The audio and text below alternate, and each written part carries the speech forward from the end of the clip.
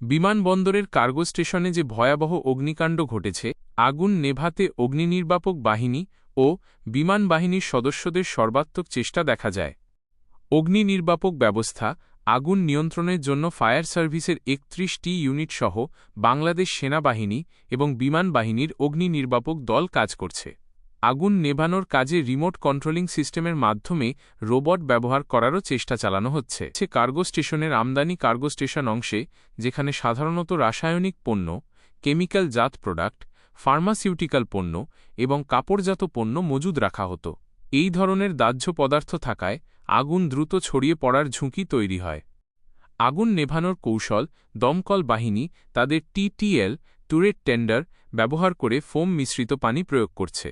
এই মিশ্রণে থাকা রাসায়নিক পদার্থ আগুনের মধ্যে অক্সিজেনের ঘাটতি তৈরি করে তা নেভাতে সহায়তা করে। আগুন নেভানোর সময় বেশ কয়েকজন দমকল কর্মী আহত ও দগ্ধ হয়েছেন, যাদের ঘটনাস্থল থেকে সরিয়ে নিতে দেখা যায়।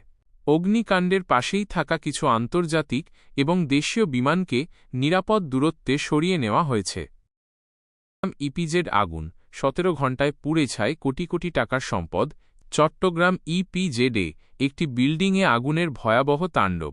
বৃহস্পতিবার দুপুরে আডান্স ক্যাপ ও জি হং কারখানায় লাগা আগুন টানা ১৭ ঘণ্টা ধরে জ্বলেছে। দাউ দাউ করে জ্বলা আগুনে ৭তলা ভবনটি একেবারে প্রায় পুরোপুরি ধ্বংসস্তূপে পরিণত হয়েছে।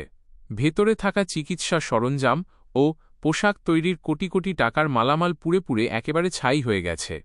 ভবনের ভেতরে থাকা দাহ্য পদার্থের কারণে আগুন এতটাই ভয়ঙ্কর রূপ নেয় যে তা নিয়ন্ত্রণে আনতে ফায়ার সার্ভিসকে হিমশিম খেতে হয়েছিল।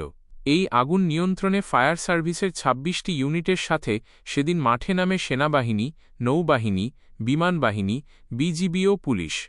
ভবনের গঠনগত সীমাবদ্ধতার কারণে কাজ করা কঠিন হলেও আগুন নিয়ন্ত্রণের চেষ্টা চালিয়ে গেছেন সবাই।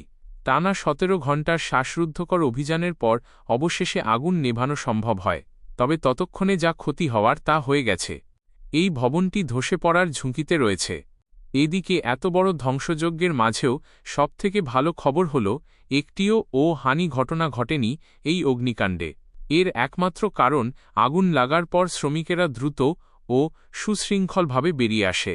এর ফলে বড় রকমের প্রাণহানির ঘটনা থেকে বেঁচে গেছে সেখানকার কর্মরত শ্রমিকেরা। কোটিতে সম্পদ পুড়ে ছাই হয়ে গেলেও একটি জীবনও না হারানোই এই বিপর্যয়ের সবচেয়ে বড় সাফল্য।